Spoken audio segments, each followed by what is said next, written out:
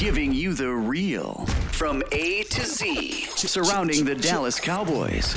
News, updates, rumors, transactions, takes, and more. So strap up, Cowboys Nation, and start your day off with A to Z Sports. Live with Will Steele. 3, 2, 1. Here we go.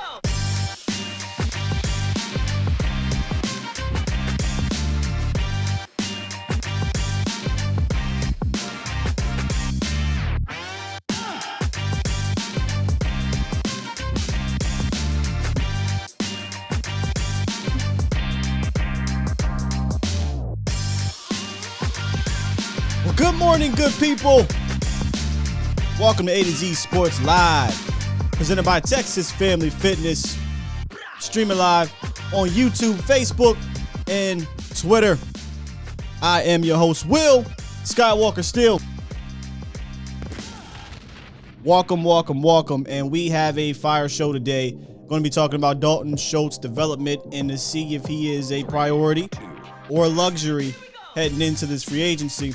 And if he is a luxury, decide to bring him back, we'll talk about some potential free agent tight ends if they elect to go that route. They may not, and we'll talk about that a little bit.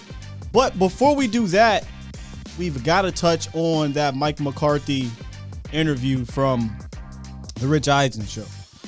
Excuse me. That'll be a part of the first half of the show. Again, we've talked about a lot of what essentially McCarthy was saying without saying it all the way, if you know what I mean. I'll play a little bit of that audio, but you can tell McCarthy is frustrated. You can tell he's not going to come out and say it directly, but I don't think he was all for how Jerry came out a few weeks ago and talked about the coaching and whatnot. So that was pretty much the hot topic yesterday on Twitter and the Twitter sphere and around Cowboys Nation was Mike McCarthy's interview. Some people didn't quite understand it. Some people saw right through that and understood exactly. So we'll try to decipher a little bit of what he said. And I think it needs to be brought up because he can tell he's going to be scapegoated.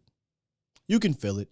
You can see it. You can hear it in his voice that he got snipped, and he's trying to fight back as best he can in the most respectful way that he can to defend himself. He talks about the landscape a lot here. And I find it so interesting because McCarthy, unlike Jason Garrett, is not the sharpest tool in the shed when it comes to the media. That's not necessarily a bad thing. Like, McCarthy's more real, in my opinion. JG's more robotic. He knew how to sidestep the minefield that the Joneses would lay down. Sometimes he'd fall on those mines for the Joneses. That is Jason Garrett.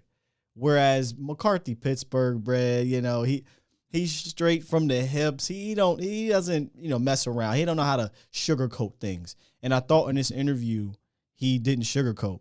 And somebody said dead man walking on Twitter when I posted about it, and it kind of feels that way. It kind of does. I respect McCarthy for coming out and saying his piece about the situation, but he also said in the interview, I wish I didn't have to do this.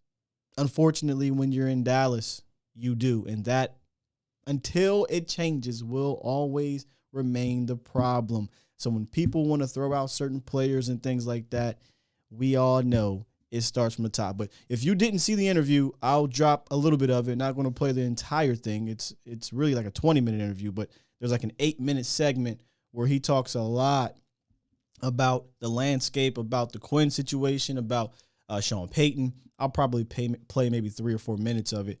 But yeah, you got to listen to that thing. It's very interesting. And I wish I had my guy Jesse on this morning. I should have told him to come in because he had some great words about it. We were talking earlier this morning. And I'll try to get him on later this week. But it's only in Dallas. Only in Dallas. That's all I can say. Only in Dallas. Jeez. But what's going on, Cowboys Nation, man? Let me get some shout-outs real quick. Michael H.C. Burleson, Fresh Fade, TC915, Alpha Mason, Stevie Mac, The Mod God, Esther B, Professor O. What's going on, Professor O? Nisi, Truck Cooking with Trucker's Life. What's going on, Trucker's Life? I see every time you tag me on Twitter with your food, I instantly get hungry. So when you're in the Dallas area and you're cooking from your truck, please hit me up. Please.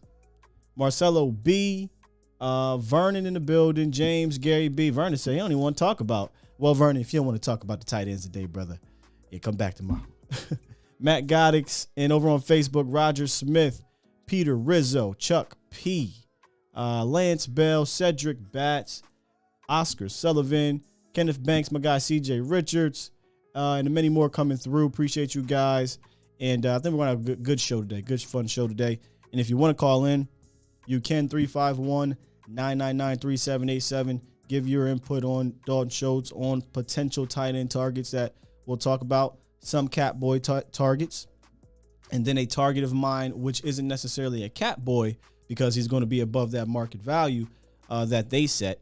But I think that he'd be a really good addition to the team. So you guys make sure you stick around for that. What's up, Doc Holiday, Anthony Moore, Mosley, Nelroy, Jetson, DC, D Block 88, Marcus Ball. Appreciate you guys coming through. Pops in the building. Appreciate you coming through. Let's get this show on the road. And like I said, we're going to start off in the roundup is essentially this Rich Eisen interview with Mike McCarthy. So hold tight. For those who didn't hear it, we'll play a little bit of it for you. So let's do it.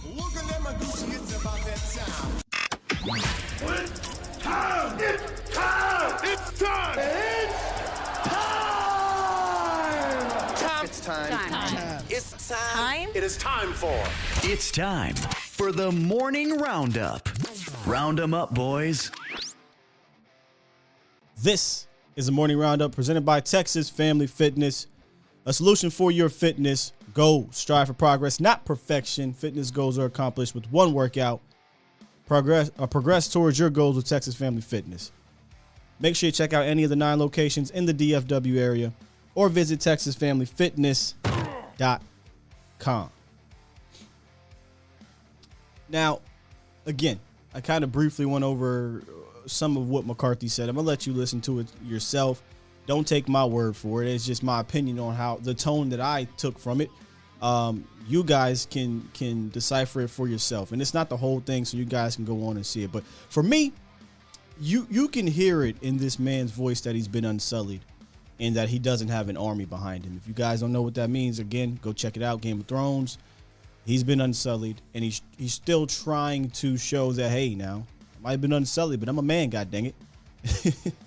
He might not have a whole gang of an army behind him, but he's going to try his best to speak his piece. I think he's just annoyed, though, with the non-football stuff when it comes to the Dallas Cowboys, and he talks about some of that. So I'm going to let you guys listen to a few minutes of it, so just bear with me. This isn't going to be your normal morning roundup, all right? Part of the criticism coming your way seems to be in a veiled way from the man who signed your checks, to be very honest with you. Jerry Jones, in a story written on DallasCowboys.com, was talking about Dan Quinn coming back to your fold and mentioning how Sean Payton and Jason Garrett stuck around for a long time as assistants in Dallas because, quote, every one of those 3 coaches have said they'd love to be the head coach of the Dallas Cowboys. So my point is that has, in my mind, a lot of logic as to why they might not take a job now rather than one or wait and see how the cards go in the future. The follow-up question was kind of obvious. Like, what about your current head coach, Mike McCarthy? And the quote was, Mike knows that someday somebody other than him will be coach of the Cowboys. What do you think about that supposition, Coach Mike McCarthy? Oh, so we have an hour, correct? The floor is yours. The time's yours, as Andy Reid might say in the media. So, what do you think? Well, I think it's a number of things. I mean, I think number one, I think it's every landscape in this league is different. I've been very fortunate to work at 2 of the premier organizations in pro football. And they're all different. So and I think clearly in this in this situation, the way things are done here, there's a bigger picture focus, and I've always frankly just keep it about winning, and I've always kind of taken a blind eye or blind ear to those things, but that's not the case when you work here. So I mean I think clearly when you look at those type of comments, I think you have to understand, the platform where they're coming from. I mean, I have an excellent relationship with Jerry Jones. You know, we talk on a regular basis about everything and anything, big picture, you know, tight focus on what we're doing, you know, program-wise, you know, and more importantly, you know, his biggest interest is, you know, the development of our players, especially our young players. So I think you wanted to say you know, as something far else, as but what happens next and all that, I think that's really just part of the landscape. You know, Jerry's the owner, he's the GM, and I mean he's always taken a 360-degree view of everything. And I think it's like anything in life. You know, we have a lot of one-on-one conversations. We discussed all these things. You know, we you know, I never once felt that I was not going to be the head coach moving forward, and frankly, I've been at this long enough. That's all I'm focused on, and I think the players, the coaches, football operations is my main hold. I'm the leader of this football team, and I'm about winning, and that's all I've ever focused on, and that's all I ever will focus on. And are these narratives unusual? Absolutely. I've never dealt with anything like this. Do I wish I didn't have to come on here and answer questions about it? Yeah, no doubt about it. I wish we were talking about something else, but it is part of our landscape, and I just think keeping things real and keeping things focused, because at the end of the day, it's about the people that you're in charge of. It's about the people you coach, and most importantly, it's about our locker room, and our locker room's about winning. I love our players. I love what they bring to the table. you know, I got to give him credit. I truly do. Got to give him credit because I think he was respectful in his way of saying, listen, y'all, you know, I'll take heat for my participation in this whole situation in regards to our failure on the season. But what we're not going to do is sit up here and act like everything, all the problems with the Dallas Cowboys start with me. I've never believed McCarthy was a bad coach. We've always talked about the fact that he's been snipped the minute he signed on for this job. And again, I think he was under the assumption that, hey, you know, I can get in here and I can be different. It's like, just, you know, when girls date bad guys and say, I can be the one to change them. But I don't think he realized exactly what he was up for. And like most coaches, they don't realize what they're up for when they take this job, unless you're Jason Garrett, because he played here. And he's seeing it now, right? Season one, he really didn't feel it like that, because season one was the injuries. You had the 6-10 season. It was just a messed up COVID year, things like that. It's not the losing seasons in Dallas that get you. It's the winning seasons when you don't complete the ultimate goal. Because now we are, as we usually do, have to find a scapegoat, right? Usually it's the quarterback or it's the coach, or in this situation, it's both. The quarterback's not going to come out and talk ill about the front office. And I'm not saying McCarthy did that, but McCarthy definitely let you know, I'm about winning. All this other stuff, I'd rather not talk about. I'd rather not deal with. But I understand it's part of the landscape. That is troubling. But we knew that, right? So it's not surprising. I'm just saying it's troubling. Because now your coach is publicly talking about the non-football crap that plays a part in the organization. Jason Garrett was a pro at sidestepping these things. Jason Garrett never had to talk about it. He had this stepson father figure relationship with Jerry. He didn't deal with that. McCarthy like, hey man, listen, I coached at 2 premier organizations now. They ain't do all this over there. They didn't do all this.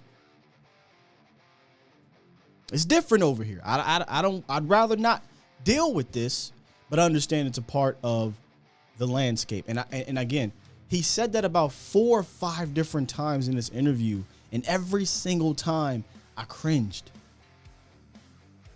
Because it shouldn't be a part of this landscape. It should not be a part of this landscape. It sounded like a guy who knew he was on his last leg, right? It sounded like a guy who knew he was a lame duck coach unless he wins the Super Bowl or gets to one. Listen, I don't mind pressure. I don't mind that at all. And we said that before, right? Like, hey, put the pressure on these guys. Put the pressure on Kellen. Put the pressure on McCarthy. Put the pressure on Dak. Put the pressure on these players. But McCarthy's like, what you're not going to do, though, is make it seem like I'm cool with all this extra stuff. I'm just tolerating it because I'm here. I think he's tired of it. Somebody said in the chat he should try to get himself fired. That won't happen, right? Coaches still need to get paid. He still loves to do what he does. And one thing I didn't show in there was that he brought up Dan Quinn. Jokingly, but I feel like he was serious, where he said the narratives about Dan Quinn becoming the head coach and things like that, it was uncomfortable for Quinn, to the point where Quinn said, hey, man, do you want me to take a job? What?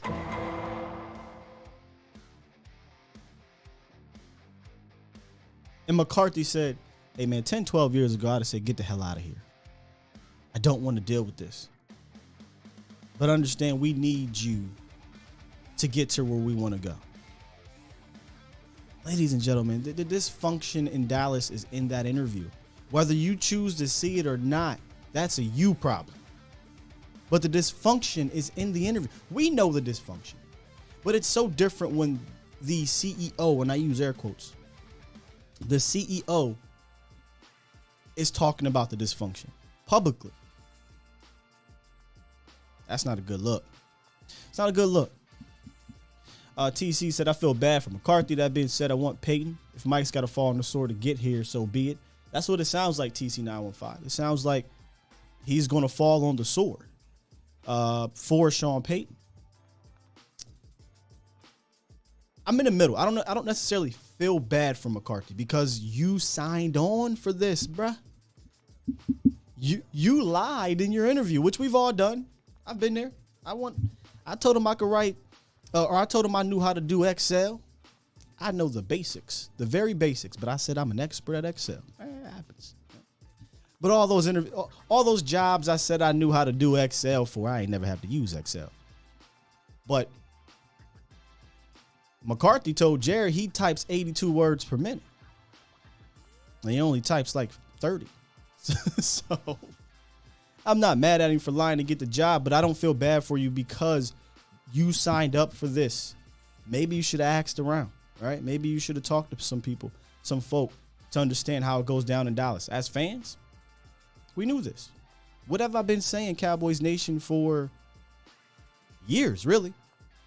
Hey, dog, I don't care. You've got to find a way to overcome that. I don't care. And it's not fair. I understand it's not fair, Cowboys Nation. I completely understand that's not fair at all because most organizations, most coaches don't have to do that. But I'm a realist. I understand that this is how it's going to be until something happens. So, find a way. The pressure's on, Cowboys Nation, for you, Mike McCarthy. You got to find a way. But I'm glad he came out and got a chance to kind of defend himself a little bit. And pay attention to the interview. When you go back and listen, he kept saying, I'm about winning. The first big meeting he had when he came to Dallas, publicly at least, with the cameras, was, we're going to be about winning. He even said something in, it's about the locker room. Meaning he's preaching all this. He's practicing all this. He's trying to implement a winning culture. And he's not perfect. There's things he has to get better at, right? There's a time management with a lot of coaches aren't that great at. There's the blame game he needs to chill with. There's the discipline, which honestly follows whoever the hell comes to Dallas. But there's the discipline part of the team. There's things he's got to deal with. He's got to work on. But like any successful business, it takes everybody from the top to the bottom. And there's dysfunction there, man. I thought it was very interesting when he said that Dan Quinn would have took a job if it meant McCarthy would feel better. And a salute to McCarthy saying, listen, man, I ain't scared. And I know we need you. But that is telling. That means Quinn, if Quinn could speak on it, he would. That means Quinn was like, ew, this is wild, coach. This is crazy. I've never been a part of this either. Arthur Blank let me do what I needed to do. Pete Carroll, whoever he was the defense coordinator, but whoever, I forget the owner over there, because you don't know. You don't know. You know who the owner is here because, as he said it, he's the owner, he's the president, he's a general manager. The only organization where it's that way. Really that way. That's a problem. And we know that's a problem. I don't think Quinn knew that was a problem. I don't think McCarthy fully understood it until now, because you can't understand it when you're gonna have a losing season the way you had it. The expectations were so low. Once Dak went down, he got a mulligan immediately. But when you have a winning season and you fail, somebody's got to get scapegoated. It was a quarterback and a coach initially, and then the coach heard Jerry's comments and he said, "Timeout." You snipped me already 2 years ago. What you're not going to do is continue to do so publicly without me speaking my piece. So salute to McCarthy for doing that. I'm not going to say it's going to get him fired, but I think he understands he's a lame duck coach unless he wins the Super Bowl. Yes, it is the problem, TC915. It is absolutely the problem. It is absolutely the problem. All right, guys, listen. I didn't really want to. This could have been an entire show by itself. We could have had guys call, and we could have did this thing. It still can be an entire show by itself, but I really wanted to get back to talking about this 2018 draft class that all are free agents and deciding on what to do with them. And I want to I want to continue with Dalton Schultz in the tight end position. So get your drinks, get your coffee, get your water, get whatever you need to get. Let's take a hard turn and move the sticks, as they say, to the next part of the show. You're listening to A to Z Sports. Do it live! At some point, hoping to broadcast In front of the millions of Cowboys fans to bring you the real. But for now, strap up and here's your host, Skywalker Steele. I'm Luke Skywalker. I'm here to rescue you. We'll do it live. We'll do it live. Appreciate y'all dealing with my soliloquy on Mike McCarthy and Jerry Jones. It's frustrating because I don't want to talk about it every day, but we understand the real problem in Dallas. Anyway, let's move forward. Yeah, Marcus, this is a call-in show. If you want to call in, 351-999-3787. 351-999-3787. You can call in. We can talk about whatever you want to talk about. We can talk about that, or we can talk about what we're about to, and that is one Dalton Schultz in the tight end position, which that position room is interesting. Very interesting. Let's talk about Dalton real quick, y'all. Let's talk about him real quick. He was drafted in 2018. His rise, if you want to call it, is almost textbook when it comes to development. He was drafted in 2018 in a draft class where half of them have done this, which is had a career year and a contract year. And he's definitely in line for a big payday. He has 78 receptions, I believe, 809 yards, 10.4 yards per reception, 8 touchdowns, and 104 targets. It's a lot of targets. Y'all want to know his market value? $12.6 million. You want to know why Dalton Schultz won't be back, Cowboys Nation? That's the reason why he won't be back. He costs too dang much. But here's Dalton. He's going to cost too much. But he's played himself into that. It's not because he doesn't deserve it. It's because he played himself into that. So he was drafted in 2018 in the 4th round, and he was seen as a possible Jason Witten replacement, if you remember, who had just retired. But he didn't really see a ton of action until his 3rd season in the league because of the landscape that Mike McCarthy was talking about. That landscape played a factor in him waiting his turn. His rookie year, he only saw 300 snaps, a year where a lot of people remember that 2018 year by wide receiver by committee. But I always try to make sure to tag on, not only was it wide receiver by committee, but it was tight end by committee. And I dubbed them the babyface tight end group. People forget that. You know, we harp on the offensive woes and we say, well, it was just wide receiver by committee. Well, he didn't really, when I say he, I mean Dak and the offense didn't really have a pass-catching tight end either in town. Jeff Swaim, Dalton Schultz his rookie season, Blake Jarwin, and Rico Gathers were your tight ends. Just a colossal failure by the front office, and that's what worries me this year if they get rid of certain players, nonetheless. So that was his rookie year. Didn't play much. His second season, you might as well say he didn't play at all. That's when the Cowboys decided to do Dallas Cowboy things. They went out and they got Jason Witten, which was the ultimate progress stopper, in my opinion. And they decided to kind of roll with Blake Jarwin. Not only was it a progress stopper for Dalton Schultz, it was a progress stopper for Blake Jarwin. We could have saw what these guys had much sooner. Schultz was essentially shut out that year. I only had 2 targets, and Jason Witten played a ridiculous 75% of the snaps, and Blake Jarwin was your tight end too. It was decided right then and there that Blake Jarwin was the guy they'd be moving forward with, and they signed him to the extension. But in year 3, Jarwin tore his ACL, which was the 2020 season. In the first game, and Dalton Schultz, the door was open for him, and he pretty much took off after week 1. It started off rocky, though. He had the drop balls in week 1, the fumble in week 2, but after that, Dalton Schultz turned into a very reliable tight end. 63 receptions, 615 yards, 4 touchdowns in year 3. I thought he showed some toughness. He had some hands, showed yak ability, and was a dependable guy. I'm not going to lie. I was out on Dalton Schultz by year 3. I said, all right, man, we got to be looking for a tight end once Blake Jarwin went down, because I'm a Blake Jarwin fan. Then he tore his ACL. Year 4 comes back. Blake Jarwin's trying to work his way back through the ACL. We're not sure who's tight end 1.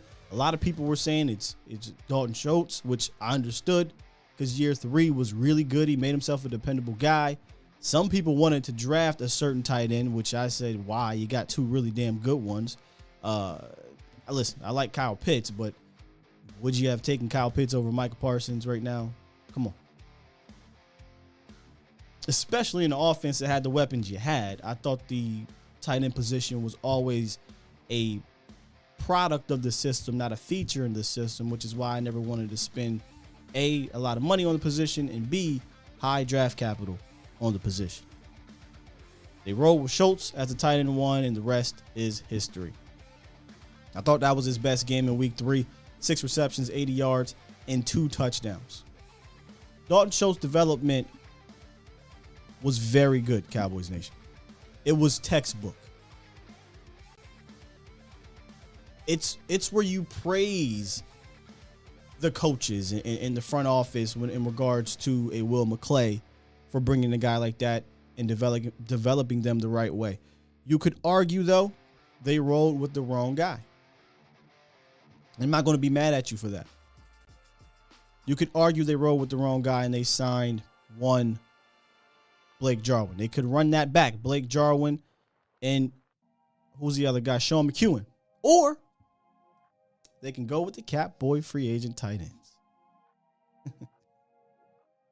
And these are my Cap Boy free agent tight ends, Cowboys Nation. Mo Alley Cox, Eric Ebron, and O.J. Howard are your Cap Boy free agent tight ends. But before we get into those guys specifically, I want to get to Marcus Hardison. He is on the horn. I think he wants to talk a little bit about what we brought up earlier. What's up, Marcus? What's going on, bro? What's up, brother?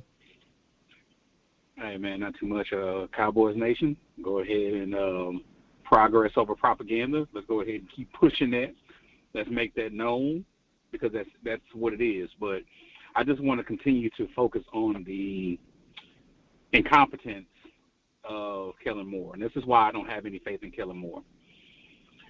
And it's based on what your show is about. The reason why I don't have any faith in Kellen Moore is because his ineptitude in order to get his playmakers the ball is going to basically cost the Cowboys 2 playmakers.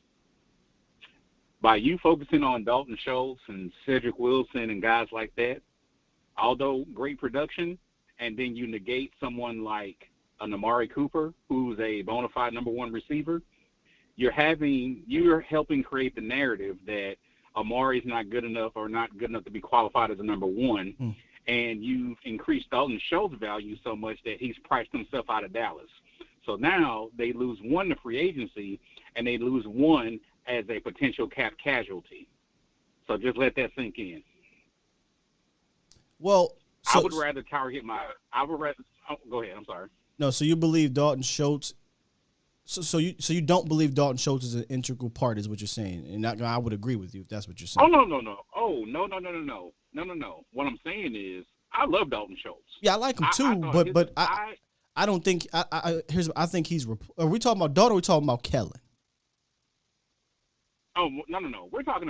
I'm talking about this is why I don't believe in Kellen, because his philosophy has basically is going to potentially cost us two. But I'm trying to figure out who your two playmakers. Well, I'm talking about Amari and I'm talking about Dalton, because based on stats, okay, Dalton Schultz was considered a playmaker this year. Based on previous production and then a lack of targets this year, Amari Cooper was considered that focal point. But it went from Amari Cooper to Dalton Schultz.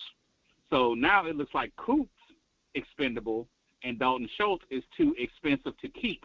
So you run the risk of losing both of them. See, I'd be cool with, depending how they replace Schultz, I'm fine with losing him. I'm not fine with losing Amari Cooper. I'm cool with it too. I do not want to lose Amari Cooper. No. I want to keep Amari Cooper. I believe Dalton Schultz he did what he was supposed to do. He's in a contract year and he balled out. That's what you're supposed to do in a contract year, because I would never be mad at anyone for getting their bag. Get your bag. But I'm not going to fall in love with you so much and say, you know what? Yeah, we got to pay Dalton Schultz at all costs. And it's like, no. Based on what he does and what he provides, he can definitely be replaced. 100%. With Cooper, he carries coverage with him, whether he's being targeted or not. He carries the coverage with him. Dalton Schultz don't necessarily do that. So that's all I was saying in regards to that. I hate to see him go. I hate to see any player go, but I want you to get your bag at the same time. But I just don't like the narrative that's basically being promoted now that Coop is expendable. What's funny? I think it's more so the Joneses trying to push that without exactly saying that, right? They're basically saying he's too expensive. They're saying. Go ahead. Right.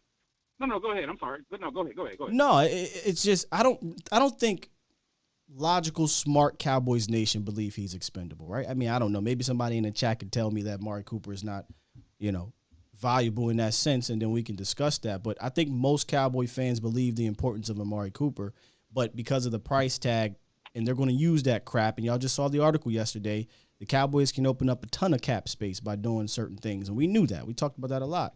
But Amari Cooper's value is maybe the most valuable player on the offense, not named Dak Prescott. Absolutely. And I think they free up anywhere upwards to $16 million in cap space just by releasing Amari Cooper. Yep. Well, because if they restructure him, he'll be like almost a $30 million cap hit like the following year. So it makes more sense financially to just let him go. No. See, I disagree. I would restructure him. And put money down. In fact, I'd almost extend him. I think Mark Cooper's what, y'all, 27? 27? I think he's like 26, 27.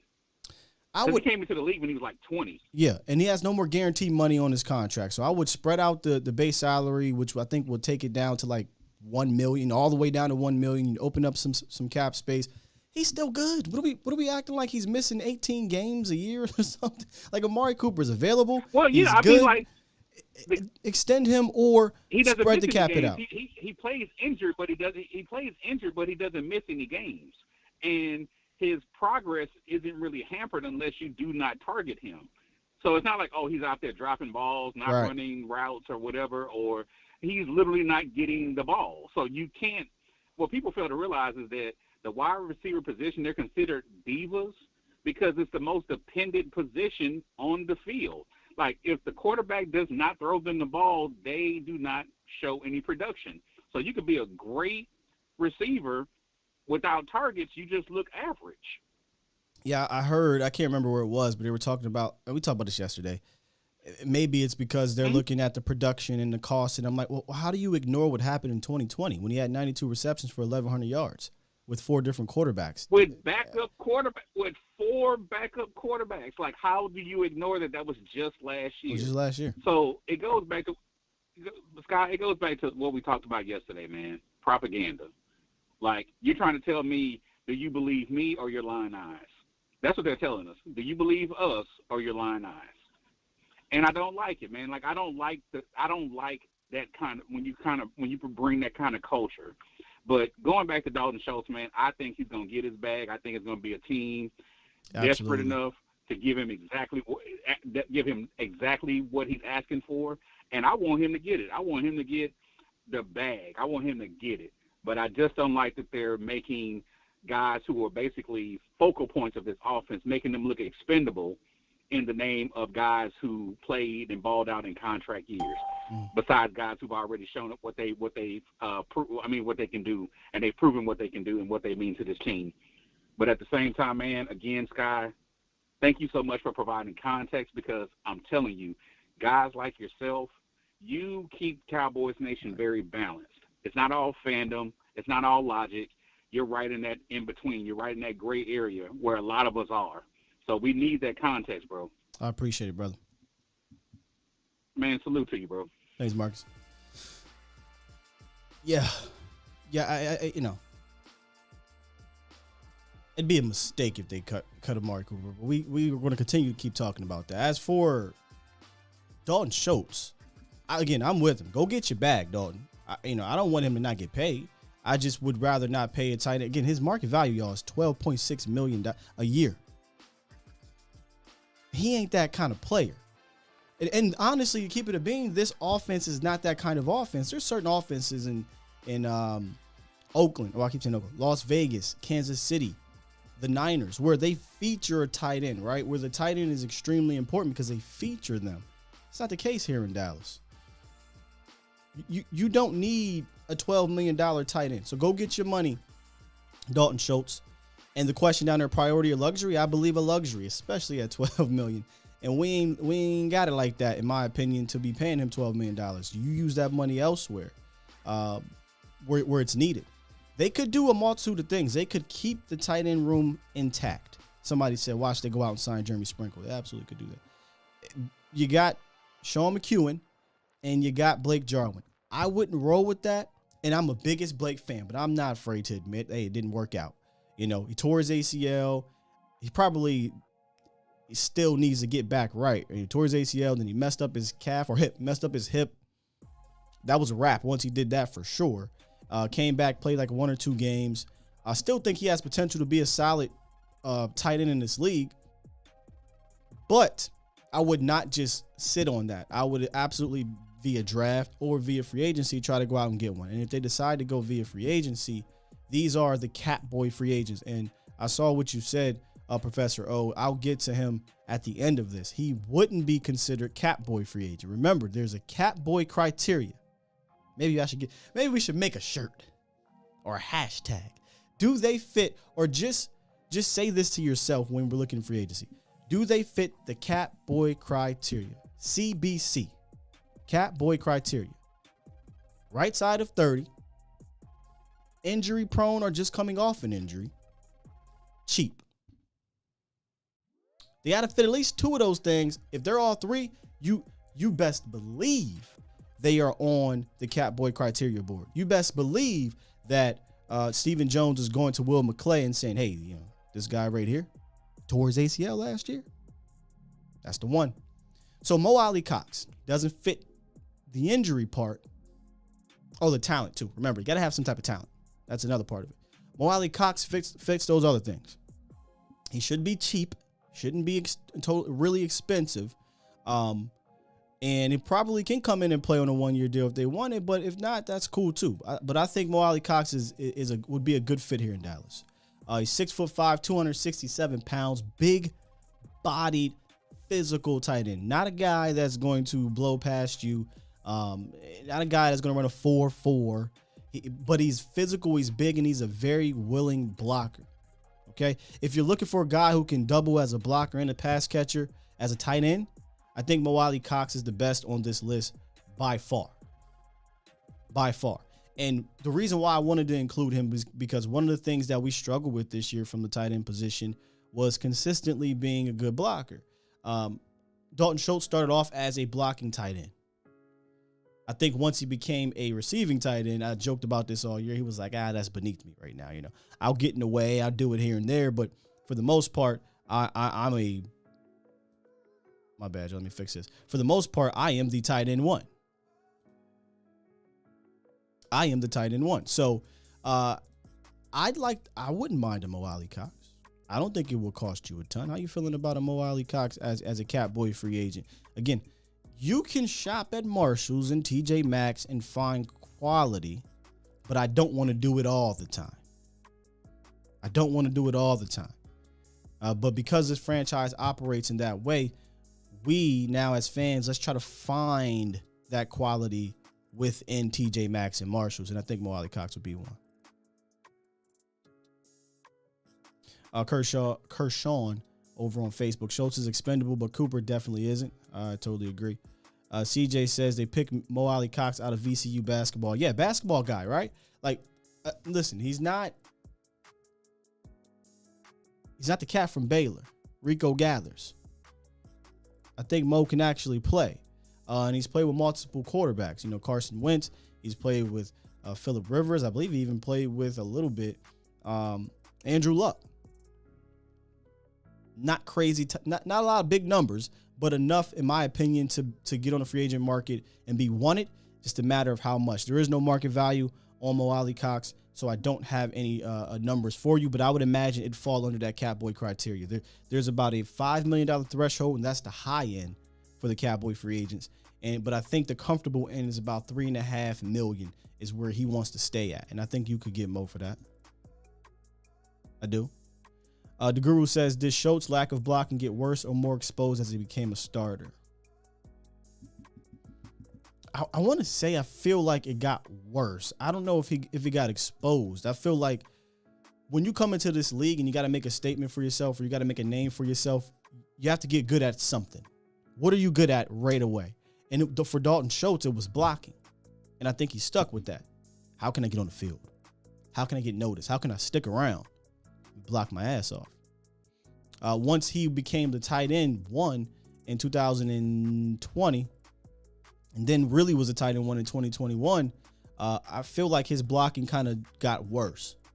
Not that he was exposed, but it just got worse. Maybe he didn't work on his craft enough in regards to that. I don't know. I'm not saying that he's not a hard worker. I'm just saying if you had to dedicate more time to one thing or the other, for Dalton Schultz, he probably said, hey, man, contract year, they're not going to give me the big bucks for blocking. Give me the big bucks for catching these passes. So maybe he went out and became a better pass catcher, and I thought he did that. I thought he was a phenomenal pass catcher. Great hands, showed some yak ability, not really explosive, but enough. He can make you miss, all that good stuff. He's a good tight end. I mean, be real with you. And if I'm keeping it a being, and if I'm man enough to say I was wrong on this one, I was all for Blake Jarwin over Schultz 2 years ago. Come to find out, they should have probably extended Dalton Schultz over Blake Jarwin. And then we wouldn't have this conversation. Maybe you have Dalton Schultz under contract for 4 years, $22 million, which is nothing. His cap hit right now in regards to Blake is $5 million. But if it was $5 million to Dalton Schultz, it's looked at as a great contract. So once again, they picked the wrong guy. Tom says, Skye, have you ever seen a fan ever buy a jersey of any of Catboy free agent signings? Nope. Not that I could. Maybe J-Ron Curse. Maybe do people have J-Ron Curse jerseys? I don't know. But no, you're right. The other Catboy free agent is Eric Ebron. In Cowboys Nation, you should be very familiar with Eric Ebron. His name has been brought up a ton over the years as a potential tight end guy since Jason Witten kind of, on the tail end of his career. Again, does he have some talent? Yep. Is he injured? Yep, he injured his knee with the Steelers last year, went on IR to end this season. Will he be cheap? Yep. He was cheap over the last couple years with the Steelers, and I think he's just on the right side of 30. I got to go check. If not, he might be just 30 or 31, so that might be beyond Catboy's criteria. But Eric Ebron is another guy that I think could come in here as a Catboy free agent and be successful. Is that the way to go? Probably not. He's a veteran athletic tight end that can get vertical, has some yak ability, can go up and get the rock. He is a former Pro Bowler, under another guy that used to play for the Colts. Under Andrew Luck, he's a former Pro Bowler. But if I had to rank of these three, I would put Eric Ebron at the bottom of that list. But remember, we're operating in Catboy's mind. We're not operating in my mind. My guy that I want is at the very, very end of all this. We're not operating under my mind. So how would you feel about an Eric Ebron? Mo Ali Cox, it seemed like you guys would be cool with. What about Eric Ebron? I'd personally be out, but if they signed him, hey, I get it. It's a Catboy type of move. Someone asked, are we taking calls? Yeah, I'm taking calls. Who is this? Greg Jefferson. Yeah, Greg, I think that's you on hold. Let me get through this part, Greg, and I'll get to you, brother. I'll get to you. Josh is out on Mo. I'm sorry, not Mo. Josh is out on Eric Ebron. Lauren wants to know who converted more third downs. It's great to have a big play guy, but that guy that constantly converts third downs for you, keep that guy. I want to say if Coop didn't get injured, he would have been your guy who converted the most first downs. I'm not sure about on third, but yeah, Dalton Schultz was a very reliable tight end in regards to that. But again, there's no offense to Dalton Schultz. I don't think he did anything spectacular. And sometimes you don't need to be spectacular. Just do your job, right? And he did that very well. I just feel like I can replace that. But you got to be smart about it. Maybe Sean McEwen is that next guy to come under the development of these tight end coaches and be Dalton Schultz, right? It is about to be year 3 for Sean McEwen. It was year 3 for Dalton Schultz, right? I saw some good stuff from Sean McEwen in preseason. I mean, he only had 1 touchdown this year and not many targets, but I'd be interested. I'd like Sean McEwen to compete if they go Catboy route. If they don't go draft route and they go Catboy route, then Sean McEwen should be allowed to compete with all these dudes. Not saying he'd beat them, but he should be allowed to compete. And then the final Catboy free agent is a very popular name, and that's O.J. Howard. I'm biased on OJ because, you play Madden. OJ's, I think he's a freak weapon on there. 6'6", big dude, fast dude, 251 pounds. He's not going to be Gronk in the blocking department, but I feel like, under the right tutelage, maybe he could develop as a blocker a little bit better. But another Catboy criteria, hurt guy throughout his career. His market value is cheap. According to Spot Rack or Spo Rack, however you want to, Spotrack, $2.2 million is his APY, average per year. That's super cheap. That fits well under Catboy, well under. And honestly, if that's the case, sign me up all day for O.J. Howard. Sign me up all day. I think O.J. Howard would be phenomenal, healthy in a system like this where you're paying attention to everything else. You're paying attention to the running back. You're paying attention to Coop these days. You're paying attention to Lamb, right? You got other things to worry about. The tight end gets forgotten. So I need a guy that can make plays for me from there. And O.J. Howard is a yak machine. I mean, he's got 75-yard catches on his resume, 50-yard catches and runs on his resume. Big dude, inconsistent, but his first 2 seasons, he was great. He had 11 touchdowns in his first 2 seasons in a limited role. When I say limited role, it's because he got hurt. Then injuries piling up in those first 2 seasons, and then Tom Brady came, and he pretty much became non-existent because Gronkowski came aboard. And I'm going to be real with you. I was shocked. When O.J. Howard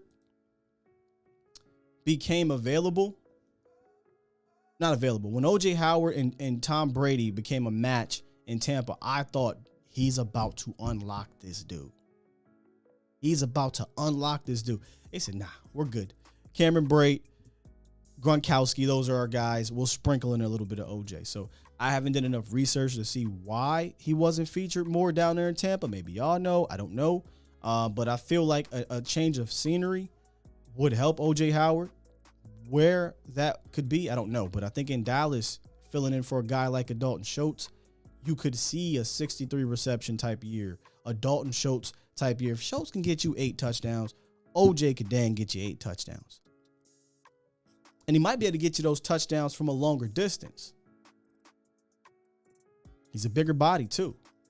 I'm not saying he's better. I think Dalton Schultz has been better than all these guys over the last 2 years. He's been one of the better tight ends in the league over the last 2 years.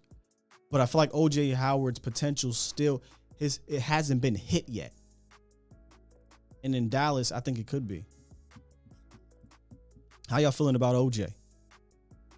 Yeah, Guru. Yeah, Cameron Brate and Gronkowski, and Brate's another good tight end too, by the way. But Cameron Brate and Gronkowski were 2 guys that were just above OJ Howard in Tampa. And again, I'm just shocked though, because I feel like he oozes talent, and I don't know that they used him correctly. It's so weird to say. Tom Brady know how to use tight ends. I thought personally he was going to be a Martellus Bennett type, right? Like Martellus Bennett played with Gronkowski for 1 year, had 7 touchdowns that year, something like 600 or 700 yards as a tight end too. I could have sworn it was going to be that way. But when you got AB, when you got Godwin, when you got Mike Evans and Gronkowski, I can see where he kind of gets lost in the sauce. I see where he gets lost in the sauce. But those are my top 3 Catboy free agent tight ends. I'm going to take a call here, maybe a couple calls, and then I'll come back to the tight end I'd actually want if they were willing to spend a couple dollars. But let's get into 407. What's up, 407? Hey, man, yeah, I think you bring up a lot of good points when it comes to having tight ends. One, obviously, thank you for having me on. Mm-hmm. When you guys were talking about Cooper, don't get me wrong, I like Cooper. I really do. I think he does play injured a lot, and I think that affects his game tremendously. Yes, he's always demanding like double coverage, and I want to keep him. I'm just saying, do you think CeeDee Lamb could be obviously better than Cooper? And then in this scenario, Cedric Wilson has been amazing for us, right? So, and I'm not trying to like change the segment, but we talked about Ced last like week. This. That's fine. Yeah, if we let's just say we did, let go of Coop. Not saying I don't want to keep him, but I feel like CD would have the same success that Coop has, adding Cedric and then keeping Gallup. And then for tight end sake, I like Dalton Schultz. I feel like he could be a Kittle. I feel like that could definitely be a situation. So I just wanted your opinion on that. I mean, yeah, I know. I just feel like I really feel like, man, Amari's good. It's just I feel like when he plays, it's really tough, obviously, to give him the ball. When you have double coverage all the time with him, but I just feel like CD can draw the same attention for us. So just your opinion on that. Sure, he'll draw the same attention because he'll likely be the only receiver worthy of doing so, right? Like if you get rid of Coop, I'm not doubling Cedric Wilson. I'm not shading Michael Gallup, who just tore his ACL and who's been hurt guy his career too, by the way. I'm kind of out on that, honestly, to be real with you. I got my 2 receivers. Go get me my slot guy in the draft. I like Cedric Wilson, but he's going to cost you $6, $7, $8 million. I can go get me a slot guy in the draft, right?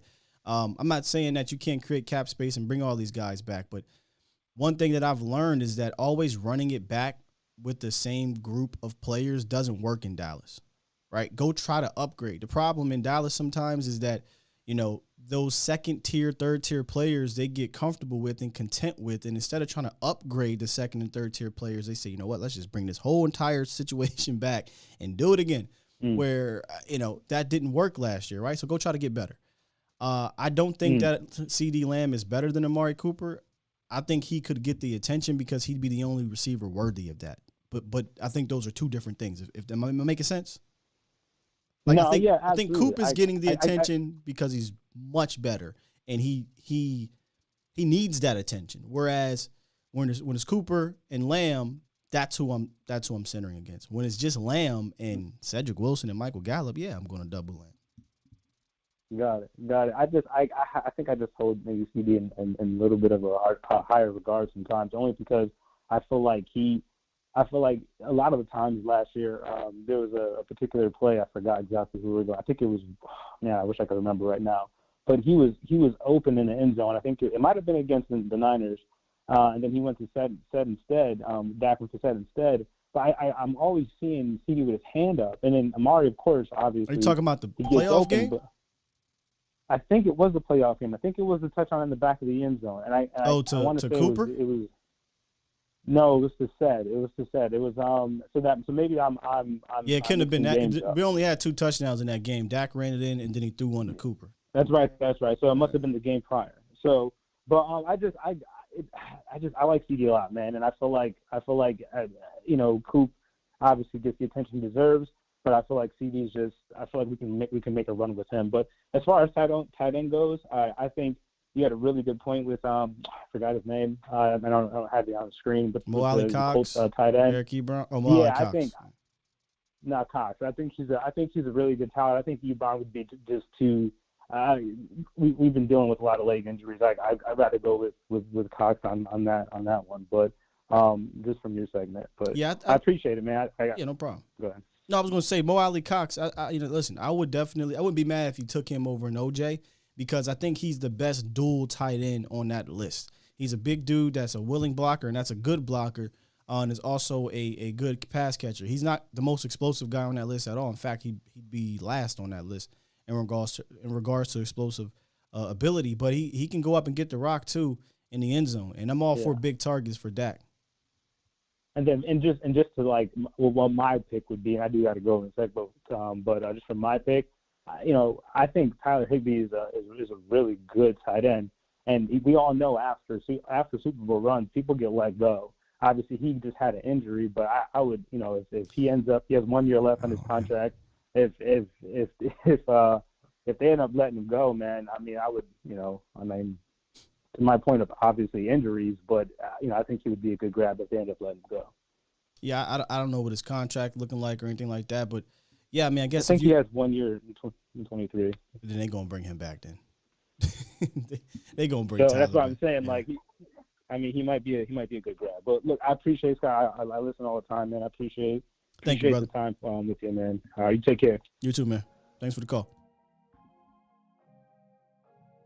Wow, if you truly believe that, I forgot to talk to him about that part. Schultz can be a Kittle, then you sign him back up. I don't know about all that though. Kittle, arguably the best tight end in football. Obviously you got Waller, you got Kelsey. But when you talk about dual threat tight ends, I don't know if there's a better tight end in the league in regards to being able to block the way he does, catch the way he does, and then get the yak like he does. The dude runs like a madman. So I don't know how to put him there.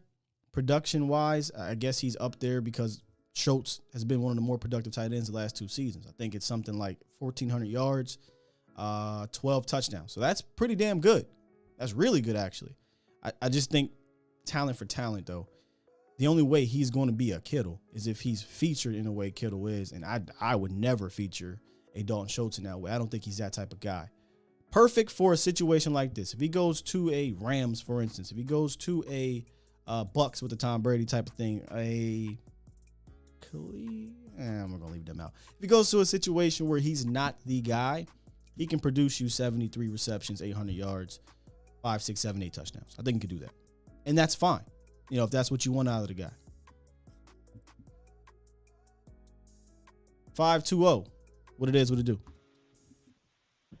What's up, Skye? It's Trucker's Life. How you doing? I'm good. Oh, what's up, Trucker's Life? Why do I not have you saved in here? What's up, man? Saved. No, man. My opinion, I say we find a way to keep Coop, because if any Cowboys fans that watch on the field, but we still had CDs and not have, our offense had nothing. Our offense had nothing.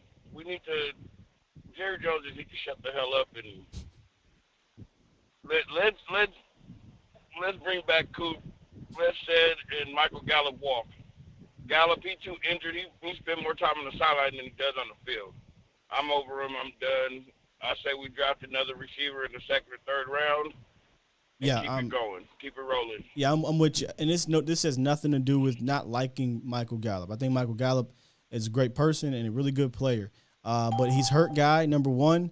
Number two, I also think he's part product of what we have here on this team. And I got my two receivers. I do. CeeDee Lamb, Amari Cooper.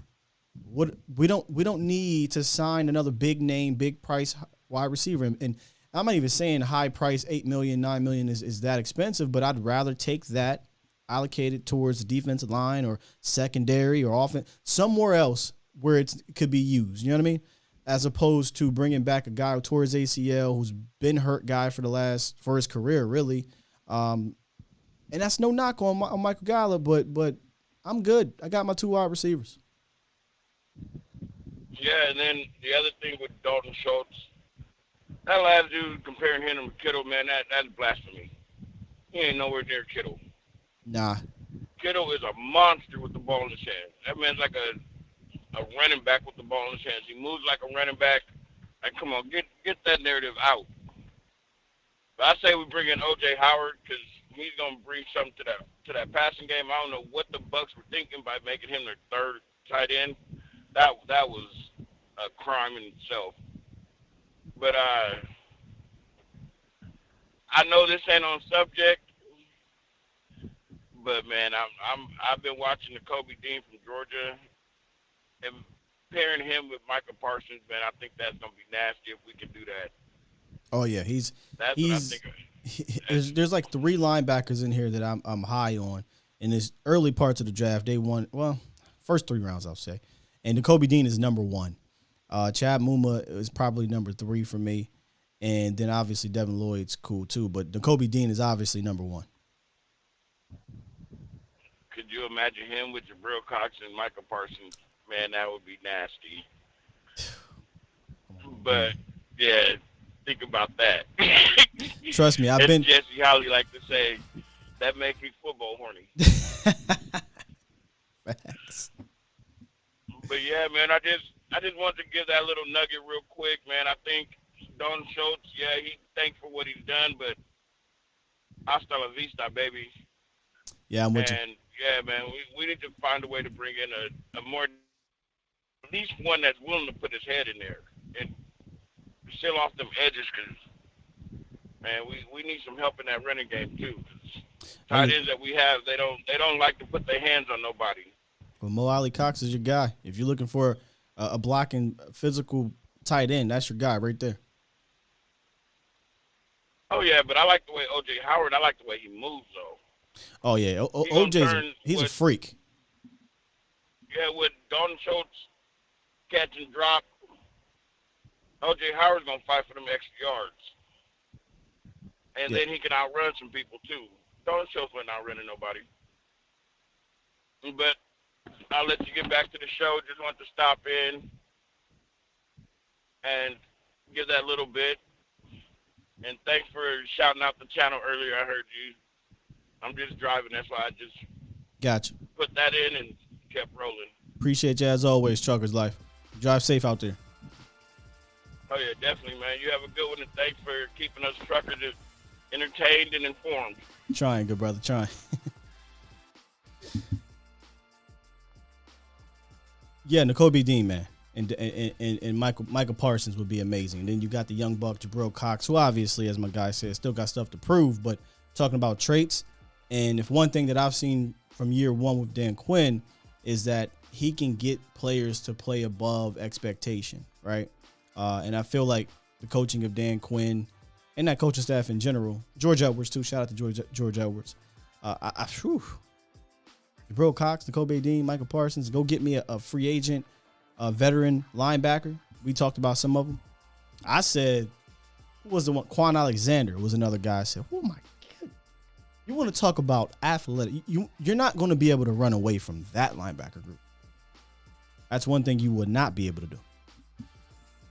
JP said, why does everyone act like we're so far? I don't think everyone acts like that. We lost to a good team that played different brand. They beat the number 1 seed as well and held them to 10 points. JP, it's not about acting like we're far away. I mean, how many times have we said here, Dallas Cowboys are close talent-wise? That's never really been the issue. I don't think talent is always the issue here. There's other things at play, JP, and if I know you know the things that are at play. You know what I mean? Let's I don't want to go back and derail the show here, but we 27 years into this thing, JP. Well, is it shocking that fans are skeptical about the organization? Is it shocking that fans question the organization? How many times have you won multiple playoff games in the last 27 years? I tell you, 0. That's why people are acting like, as you say, we're so far. Sure, we're not far in the sense of talent, but it's one of those things where it's so close yet so far away. That's how it feels until it's not. And how can it not be? Optimism is cool. Just don't be blind. Don't be blind. My man, set it off, Chris. What up? What's up, man? Hold on, man. Closing the door. Okay. Sound like the whole earth was there. I didn't think I was going to get on that quick, man. How you feeling, bro? I'm good, man. Middle of the week, hanging out. Good, man. Great. Yeah, man. That's how it is, man. Hump Day show. Listen, great show as always. I love how you're assessing everything, and I do, like Trucker Life said, I enjoy the O.J. Howard mindset, because with him, you kind of get what you want. You get a guy who is willing to block, a guy who's going to be able to do that. You can, and then you can look at with Blake, find out, give him that year, because that year from the ACL is a huge deal. Yeah. And I think when you were just talking about briefly about Nakobe Dean and Jabril Cox and things of that nature, we're expecting Jabril to come back and play, but he's like another year away from being who he could be. Like him getting hurt when he got hurt killed his momentum to where he could go. And then we can get real messy down the road. If you get a Nakobe Dean or get a Lloyd or one of these other, or Muma or one of these other guys, I'm just like last year. You said on one of your shows before, you start getting pet cats and you love guys. Yeah. So when we didn't get Rashawn Slater, when we didn't get Rashawn Slater, my whole life was hurt. You were really the only guy, one of the few guys up front that thought Michael was going to be who Michael was, hometown. You had the vibe. Yeah, but I cheated. And he turned out to be. That's cheating. That's cheating.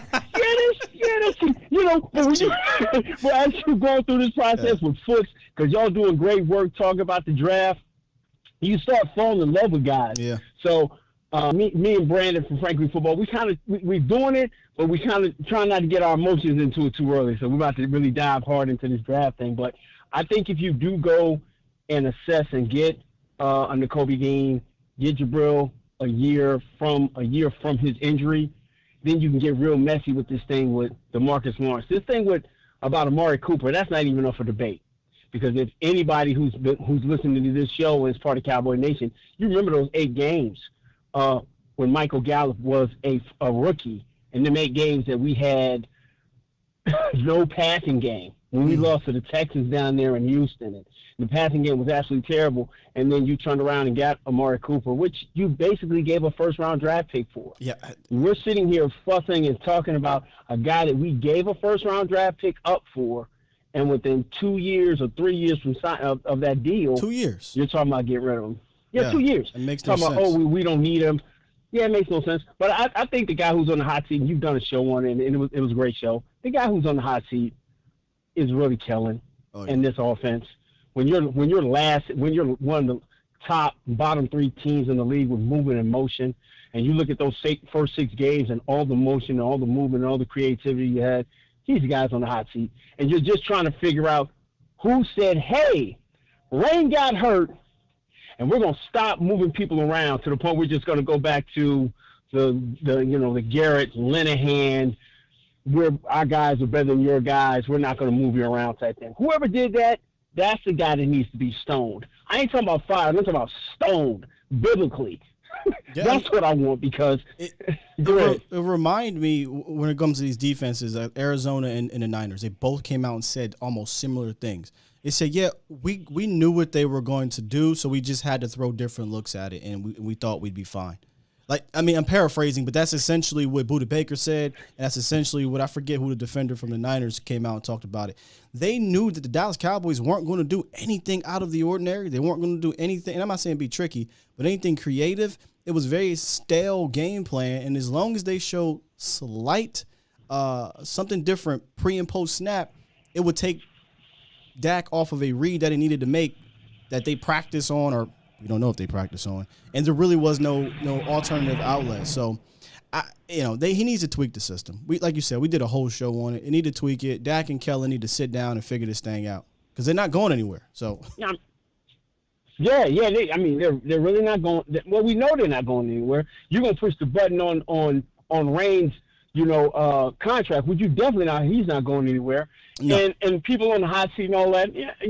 All I care about, man, is can we get a double-digit win season again? Because we haven't done that over 10 years.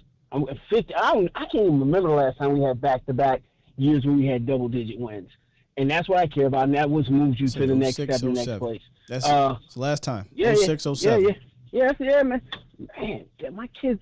All my kids were in like middle school, but I mean that's a long time ago, man. It's a long time. That's a long time. But at the end of the day, man, great show. I love the assessment of the tight ends. The O.J. Howard one, I didn't know he was coming off that, and I think that's a resurgence. You can put him on a 2-year deal, man. Because my problem is when you put a guy like that on a 1-year deal, he comes here and plays with a competent team. He busts out, and now you can't really – I'm going to bring him back because now I'm 3 years into Jarwin's deal, and if I want to keep him and then McEwen's got another year, then I can draft another guy. If we're going to be penny pinching, we're going to be penny pinching Jerry or penny pinching Steven, putting him to a 2-year deal, bring him in, that would probably be the move I would make. I would love O.J. Howard because he would be an absolute steal, man. But listen, man, as always, I'm going to listen to the show, man. Everybody smash the like button. We sitting here listening to all this great content this Skye for now, man. And I see every day I come in here, we're under 150, man. Yo, hit that like button, bro, until we can get this thing going in the algorithm, man. Great show. We'll talk soon, bro. Thanks, brother. Appreciate you. We'll get this thing growing. I think OJ, and I still think the Cowboys, because I don't think they're going to bring back Schultz. So, and they do have 2 tight ends in town. I totally get that. Blake Jarwin and Sean McEwen. I still think they need to bring in a third one. And Sean McEwen could be your tight end 3 if you want him to be. But an O.J. Howard and Blake Jarwin combination, I think, would be fantastic. They both can stretch the seams. They both have some yak ability. One is extremely more athletic. Y'all know me. I like Blake. I still think Blake is a solid tight end in this league, and I don't think his contract is an albatross. And I would do exactly what Set It Off Chris said. If I'm going to bring in an O.J., Ebron, 1 year. Cool. O.J., he got potential, so I would at least do a 2-year deal. And if his market value is right, it's 2.2, maybe a 2-year, $6 million deal. And if he hits after year 1, you look to maybe extend then. But I think he could be good in this system, 100%. He can help you out, I should say, in this system. Let me get I see 501 here, which I believe is Allen or Mems Allen. I was going to answer your question, but now that I got you on the horn, what's up, man? What's going on, Skye? How you doing this morning? I'm good, brother. Man, I'm a first-time caller. Welcome to the show, man. Welcome to the show. Glad to be here. Hey, man, I just got a couple of questions. First of all, if we let Gallo go, what type of receiver would you like to see us bring in for the outside threat? My opinion, I would like somebody similar to like Coop, but faster version to offset, to open up the offense a little bit more. As well, I would like to see OJ, but I don't think they will bring him in.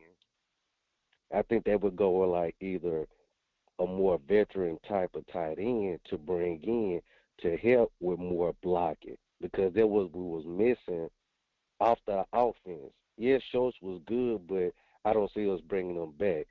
But the bigger picture that we need is more consistent with the offense as well as the offensive line.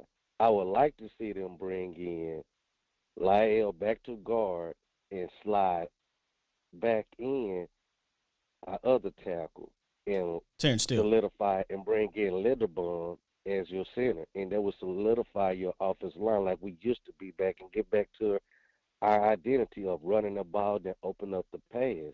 Yeah, I would love that too. Lyle at guard, you get Linderbaum at center, still at right tackle. You're probably bringing back Tyron Smith in that instance. Then yeah, I mean let's boogie in it, but you still need a swing. Tyron Smith going to miss your games, probably 5 or 6 games. That's just how he does it. So sign a swing tackle and let's figure this thing out. I probably would still draft a tackle later in the rounds and see what you can get. But let me try to answer your question. You said what type of receiver would I bring in on the outside? I got him on the team already. His name is CD Lamb. He's on my team. Okay. You know what I mean? I just literally put him out there as a Z, and he can move around too to play the X, and he could go in the slot. So he's technically more versatile than a Michael Gallup. So I wouldn't do anything extraordinary. I would literally just move him outside. Now, as for the slot, I haven't went through the wide receivers just yet. I only really focused on one guy, and that was by accident. I was doing some research, and I stumbled across Skye Moore. And I said this last week. If you're looking for a slot receiver, there's your guy right there. And I'm early into this thing, so don't kill me, Cowboys Nation, if there's other guys that y'all love in that slot. But me, go look up Skye Moore, and you'll fall in love with him. I'm trying not to, but, man, he could be a phenomenal addition to this team on the inside, and he has some versatility. In fact, he would allow you to move around Coop inside. He'd allow you to move around CD Lamb. You could put these guys everywhere. Will Kellen do that? Probably not. He ain't that creative. But he can do all those things. Right. I'm going to have to look him up and get more into brother. it. But I did look at a couple of other receivers, though, like Chris Olave from Ohio State. See, that's a first-round guy, though. Wide receiver. That's another top guy. I don't know where Skye's going to go. Maybe somebody could tell me. And, again, I'm early in this thing. But I assumed you could get him after day one, where you're talking about guys that potentially could go day one, early day two. And, you know, I'm not ready to spend a day one pick on a receiver unless you get rid of Cooper, obviously. I'm still a little hesitant on day two. I'm not really sure yet. I'm going to say day two, I mean second round. I'm not sure yet about a receiver in second round. So I'm more so looking at worst the second round, but I'm looking third round and beyond, if I'm being completely honest with you. But if Skye's a second round guy, the only reason I might have to jump. That with the receivers is because I feel like it's going to be a run with the quarterbacks and plus the offensive linemen going, and it's going to slide some of those receivers down to you at 24. Right, but what I'm saying, I don't know I want to take a receiver in the first round. Right. Yeah. Okay, well, I appreciate you taking my call, man. You have a good one, man. I'm going to let Cowboy Nation get in and chime in more. So I appreciate you, man. And not only that, man, I appreciate everything that you do, man. And you have one of the best content out here on YouTube. Thank you, brother. That's heavy, man. Appreciate the call, brother. Call in again. All right, no problem. Hey, Gilbert, we were talking about Skye Moore last week on this channel. And it wasn't Jeff that I got that from. It actually, my man that put me on, who I saw talking about him in Cowboys Nation, was Tuck. I wouldn't say put me on, but he was talking about him first. And that's what kind of made me stumble into Skye as I was looking at offensive linemen, to be honest with you. And I was like, let me see what he's talking about. And I was like, oh, let me go look at this guy. So I'm not trying to regurgitate my guy Jeff's report. We were already talking about Skye on here. And a lot of people are going to be talking about him because he's that dude. He's good. So get ready. Get ready for this dude. And somebody said he might run a 4.2. Sheesh. If he runs a 4.2, all right, will he even make it to the second round? That'd be crazy. All right, man, let me get a couple more in here. We got to get out of here in the next 10 minutes. So if you want to get in here, make it fast, make it snappy. What's up, Los? Good morning, Skye. Good morning. I'll make it fast, man. All right, I know you're trying to get some breakfast in, be with the fan. But you're onto something about that tight end with O.J. Howard. I can see him as an Alden Smith type of player, as a 1 year, 2 year type of deal, like you said. And it would help Dak a lot because how he likes to drive down the field methodically, and it will help in the weakness where we had last year, which is the red zone. Because you said, like, O.J. Howard, like 6'5", you know, you can throw it up and just give him a chance, right? And if we don't get, like, a free agent, I would look to maybe drafting in the 4th or 5th round and maybe to build off. Because, you know, Will McClay, that's one thing the Cowboys are blessed to have is a GM like Will McClay to find talent out of nowhere. Hey, found Dalton. Exactly. Now, if I'm managing this team, as I said, the only two pieces, offense and defense, I'm trying to keep, and one special teamer is Gregory Cooper and that punter Inger. And in honesty, this is a time Cowboys have to prove they know what they're doing because we're now in compete now mode, right? We're not into rebuild or You would anything, think, you know. Los, you would think, but if you're getting rid of two of your best players, then my hands are up. I don't know what you're doing anymore. And they don't even know what the hell they're doing if they do that. Exactly, and that's kind of like they have to prove to me with those moves because it's going to be up to them to dictate the draft and free agents they add. And in honesty, you just can't keep them all, you know. So there's going to be some players that we have loved and grew up liking here in Dallas that we're going to just have to say goodbye, you know. And who knows, they might have a better career. I mean, you saw Woozy; he at least got to the Super Bowl, so pick in the gotta Super give Bowl. that. Yeah, and yes, I know Curse is off this list, but I'm basing it off the hopes of the Cowboys. And I'm gonna leave you with this, Skye. I just want to make fun of Jerry Jones real quick. All right, is that cool? Can I get a minute? All right. I want me some glory hole. Go ahead. That part. I'm not gonna do his voice, but I'm gonna do my little twist. All right. Now my name's Forrest Gump. Now I'm an Alabama star that almost got recruited by the University of Kansas. Now this is how I met Jimmy and Jerry. Now when I met Jimmy, he was a great guy. He talked about zone this, zone that, running it up the gut, and punching a gorilla in the mouth. I don't know he ever did that. But Jerry, he always wanted to be better than Jimmy. I always believe that because when Jimmy said he planned to coach the NFL one day, well, Jerry up in there said, hey, well, son, I'm going to own one day. Always trying to upfront Jimmy. Now, a few years later, Jimmy was at College of Miami, and Jerry bought the team called the Dallas Cowboys. He fired the coach with the hat and everything. Anyway, everyone knew he needed a coach because I knew he didn't know anything about football, and all I knew was running. So, well, Jimmy, of course, who do you call? Well, Jimmy. I would love to play football if it was Jimmy. I mean, he was a good coach.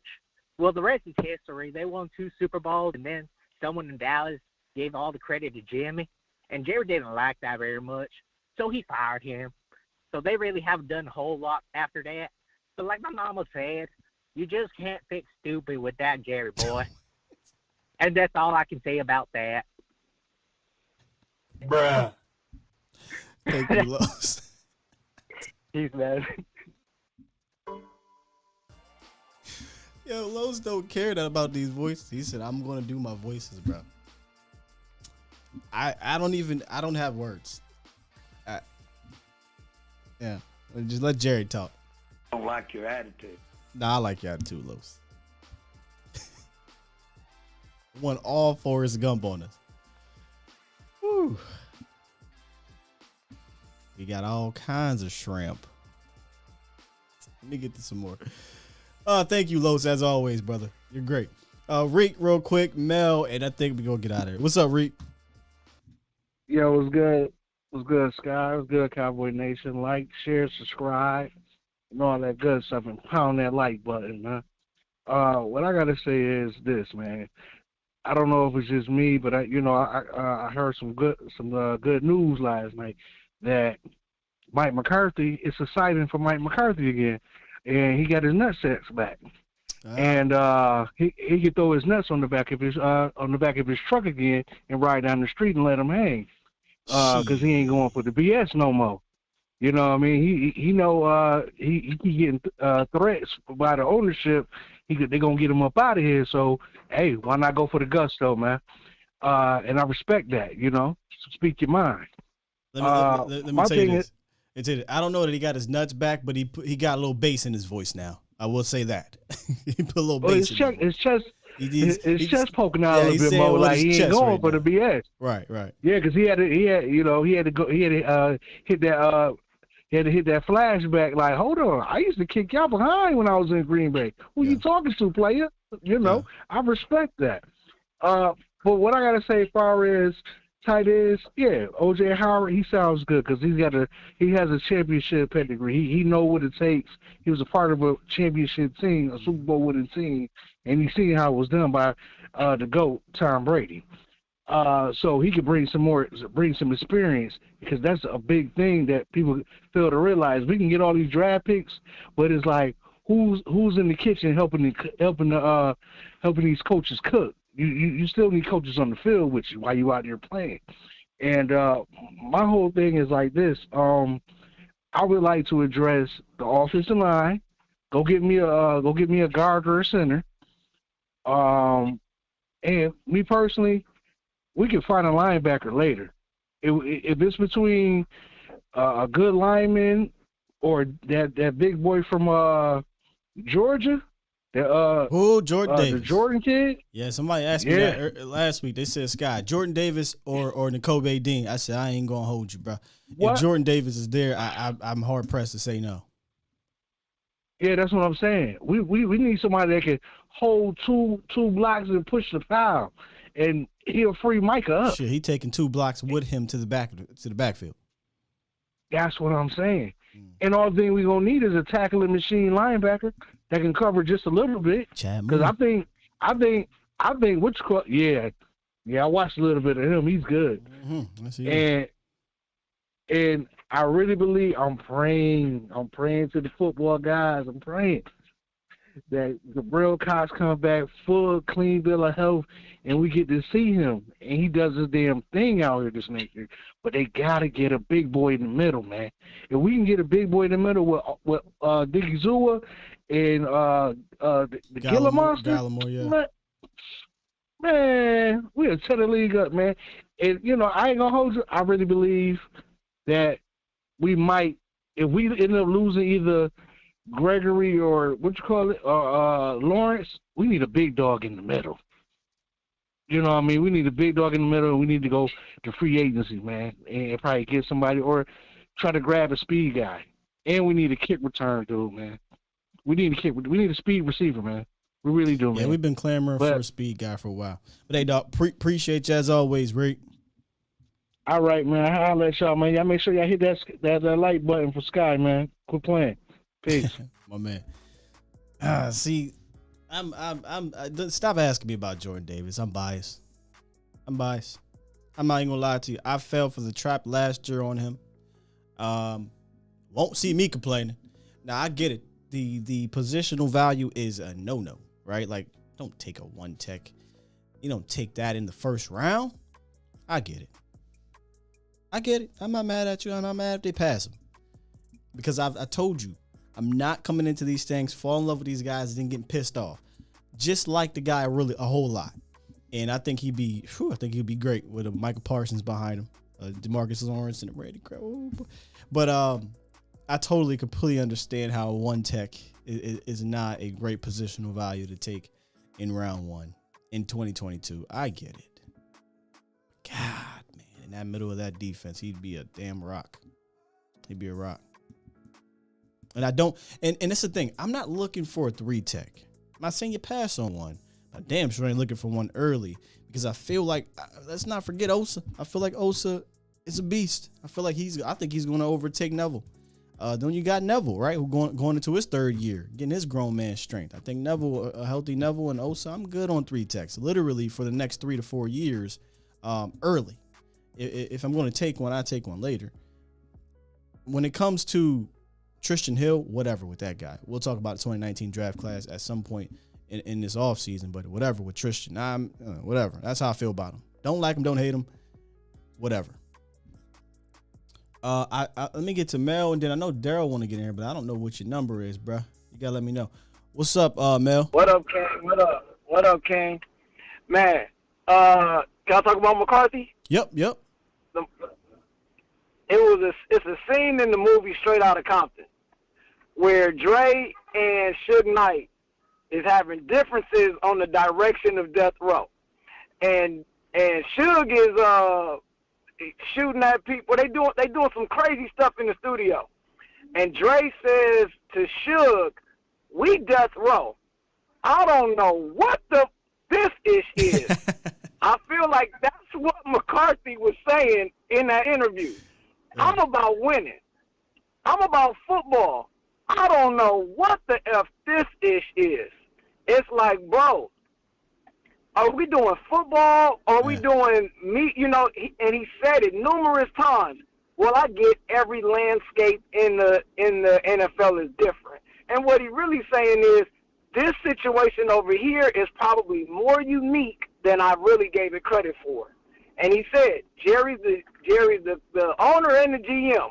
So he put those two sentences back to back, basically saying there's no other situation in the NFL where you see this type of organizational structure. All you need now, Mel, is somebody, an owner, to come out and say, if you don't want your owner all in the videos, meddling with the free agents, telling you what you got to do, come to Death Row. That's all you need. That's all you need to complete that visual right there.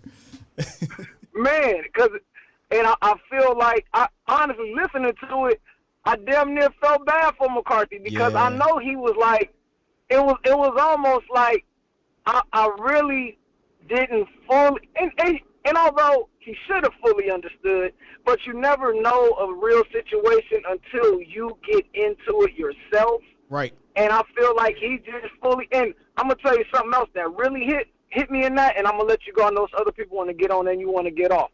But one thing that really, really hit me is when he said, I envy Dan Quinn. He said, I envy Dan Quinn. That he still gets to do what he fell in love with. What he fell in love with. And basically he was saying how I took it was, man, I almost have no input in this offense the way this organization is structured. Great. That's almost how that came across to me. Like, I have no input. I'm basically, he said, I'm the leader of this football team.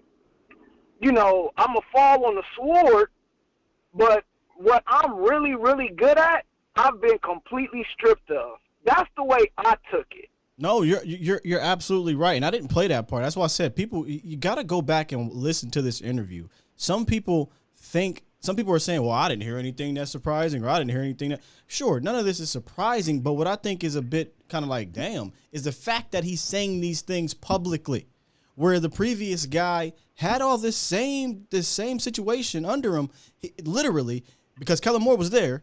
He just didn't come out publicly and say it because he understood the Joneses, right? The Joneses is like his father figure type. They're family. Where McCarthy don't got no family ties to these dudes. So if you try to sully my name publicly, hold up. Let me come out here and tell you what it really is. But you're absolutely right. When he said that to me, I was like, damn. He's basically saying, because I think he said something like Dan Quinn is doing what allowed him to get the head coaching opportunities, and that's calling the plays and running the defense and things like that. And when he said that I'm jealous, but you don't hear coaches talk like that. And the only reason why he's doing that, Mel, is because your freaking owner put him in that position. Name me another team. Name me another team where that happens. Don't worry. Well, the landscape for every organization is different. It's unfortunate, man, but hey, man, you know, we love who we love, bro. We in it. It doesn't matter. We in it. But man, I'm gonna let you go. Toxic relationship. Man, great show as usual. You know, we'll see what happens. I'm not really big into the draft until after the draft, and then I kind of go look, but I'm still checking out and I'm getting the information as you giving it to us, man. So I appreciate it, bro. I hear you, man. Appreciate you, Mel. If you wanna check out draft content, man, Jeff is your guy. Vach, Foots, those are your draft guys right now in the community. Is what I'm talking about. In the community, obviously Dane Brugler, the draft show, DallasCowboys.com, things like that, to kind of get you started And as we ratchet up here towards draft season, we'll start. In fact, I'm thinking about getting somebody from the .com on this week, if not this week, next week, to talk more draft. But I'm trying to space this thing out because we got a long way to go. We haven't even went through the combine yet, which I hope the combine is in Dallas next year. That would be pretty dope. I know my man Shap said, you know what, I'm going to just finish these because Shap said he wanted to get up in here. What's up, man? Long time no speak, brother. What up? What's going on, man? What up, Skywalker? What's going on, buddy? How you doing, buddy? It's been a long time, brother. Yes, it has. Yes, it has. How you been, man? I'm good. How are you? What you got for the show? You know, I'm staying blessed. I was calling to check in on you and see how you been because I see you rocking with a new company and everything. I love everything, man. Yes, you know, indeed. I've been watching you from afar, even though I've been working a lot and hadn't had time to call in and holler at you and check with you and all that. But, you know, I keep up with you, homie, and I love you. You know, I just want to give some love and see what you think about all these draft players and what's going on with the Dallas Cowboys. What your thoughts are and this, that, and the other. What do you think about that Jalen Tolbert from the South Alabama, that wide receiver? Yeah, see, Skye Moore, like you were talking about, or maybe there's another guy called Damian Harris is another wide receiver from, I think, is Memphis or something like that. Yeah, I got to get into the lab on the rest of the receivers. I haven't even gotten there yet. I've been on offensive line, defensive line, and then Skye Moore just snuck in there. And it's not because his name is Skye, so I'm not going to fake the funk here. I don't have reports or opinions on the rest of the wide receivers just yet, so I'm not going to sit here and lie to you. So. Yeah. Well, you think they're going to keep Amari? What do you think? I think they need to keep Amari, Daryl. I honestly don't know what they're going to do right now. I mean, according to some insiders, apparently they're leaning towards keeping both, but another insider said they were thinking about cutting both. So who knows anymore? We should know, though, in the next month. Let me say this. I mean, my opinion, if you do that, why would you even trade a first round in the first place? Totally That agree. don't make no sense. 100%. That's two steps backwards, okay? You say you're an organization about winning championships in football and winning, period, right? Mm-hmm. Okay? So let's go there with that, okay? That's number one. We need to share this part right here with me, okay? You about winning games, you about winning championships, you keep your number one receiver that you traded a first-round pick for, And then sign him to an extension. Then what you do is you turn around and you go in the draft and you draft you an offensive lineman if that's what you need to do. Either an offensive guard / that knows how to play tackle, or you go get you N'Kobe Dean, a trill boy that's going to be souped up supercharger. Go get a number one hitter like Michael Parsons, you know, and that boy's wild out like I was telling Law this season because I got that boy's jersey from Law Nation. Let me put it to you like that. That boy's a boss. And if you want to win more than 12 games, you want to have a shot at a championship this year, you better do that instead of doing what you're doing, talking about getting rid of people that are a number one receiver that helps you win games and help Dak win games, even though Dak can win probably without Amari, but he has a better chance with Amari than without Amari. Absolutely. So, in my opinion, you need to keep Amari if you're smart. If you're dumb, you get rid of him, and that's two steps back. And in my opinion, that's a no-go. That's a no conversation with me 100%. Because I'm still going to rock with my Cowboys, but that's just, in my opinion, not a very smart move. You think you about winning championships, you keep your boy. I agree with you. I agree with you, Shap. Appreciate you calling in, man, and love the passion as always, man. Yay, I love you, and I just want you fan of me, and keep rocking your thing, brother, and I'll call in next time you have another live show. Thanks, man. Appreciate you, dog. Shap said, I'm getting it all out there. I appreciate it. Yeah, he been listening since I've been doing this, really, since about 2020, early 2020. So I appreciate you, Shap. Let's get to the final one, man. 832, what it do? 832 Houston. Going once. Going twice. So to the chat. I see y'all in here fussing on these drafted players. See, this is exactly why I don't fall in love with any of these damn players, especially at 24, because it's so many. And even in the second round, what is it? 56 we're picking in the second round, because there's so many guys that are going to get drafted prior. It's hard to narrow it down. I've actually tried to narrow it down to positions as opposed to certain players.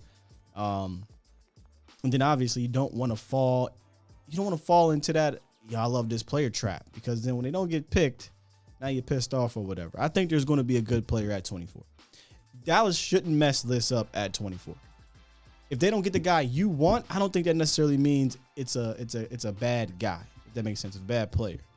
So, they can go a multitude of ways aside from maybe wide receiver, quarterback, running back, and not be like, cool, because I'd understand it.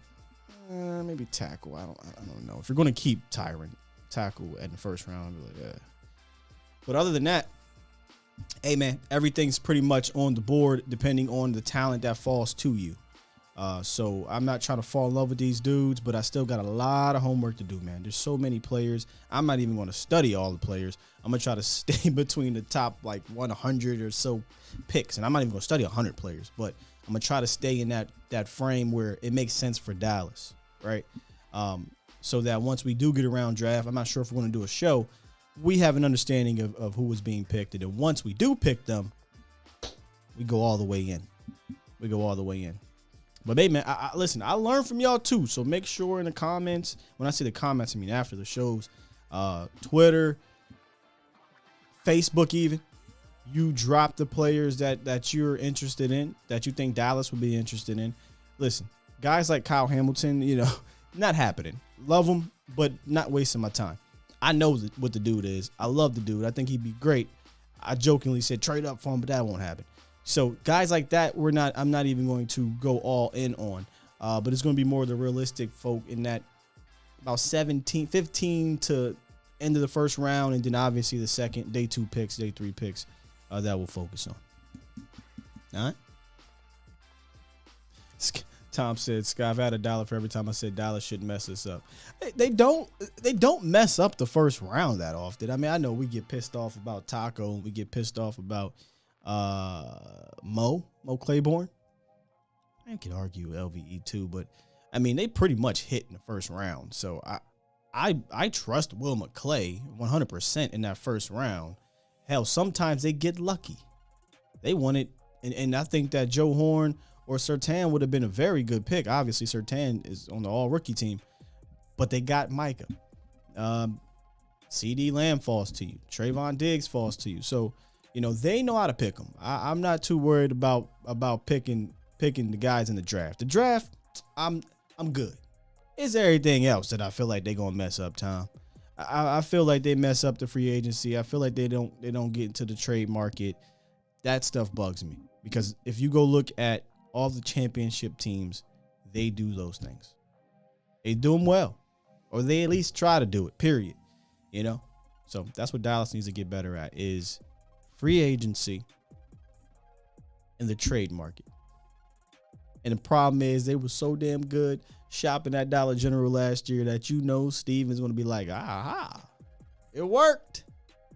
Did it? It worked. Let's go get this bag and go load up at Family Dollar again. All right. Whoa. Got to get this dude out of here. Who is this? Absolutely not. Hey, do your thing. Do your thing, Steve. He out of here. Don't just hide him. Get him out of here. But hey, appreciate you guys calling in today, all the donations and everything. This was a great show. I told you, I knew it was going to be passionate because of the McCarthy stuff and then what we do at tight end. We're going to continue down the 2018 class. I think we've went through Dorrance already. We went through Said. We went through Gallup for the most part. We went through now Dalton Schultz. We got a few more to get to. I think we did LVE too, right? We got a few more to get to, and we'll finish up the 2018 class and start to maybe shift our focus towards the 2019 class, just to kind of review on what they did. Is there anyone worthy of extending, things like that? And in the middle of all this, again, like I always said, we'll try to sprinkle in the draft talk because we're basically in draft season now. All right? We're basically in draft season right now. So appreciate you guys joining me every morning the way you do.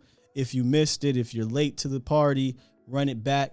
But as I like to say, though, man, it's always funner when you're here live. Live, we have a good time, man. You get to hear our guy Los do the crazy Jerry Jones. Get your damn act together. You know, whatever you want to call it. So make sure y'all tune in every morning, man. We here around 8:15, 8:30-ish on A to Z. And my guy in the nighttime, in the evening time, Mauricio Rodriguez is always rocking out about 8 p.m. Central, A to Z Sports prime time. So make sure y'all check that out too. Appreciate you, Stevie Mac. Appreciate you, Professor O. Which, by the way, I'm a rap to you. I got to get you one of those. I got to get you one of those things for here because I appreciate you being here every morning as well. And press this button. Let's get out of here. Great calls today. Great stuff. Yeah, it's cool, Stevie White. It's cool. It's cool. Y'all rock. Y'all the best. Love y'all. Make sure y'all check out A to Z Sports Dallas.com for all the latest and greatest in regards to the Dallas Cowboys. And stay tuned, man. We'll try to continue to make this thing grow. And do me a favor, if you haven't yet, hit the like button, share this thing, and subscribe. You got to keep growing. All right, we out of here. Peace.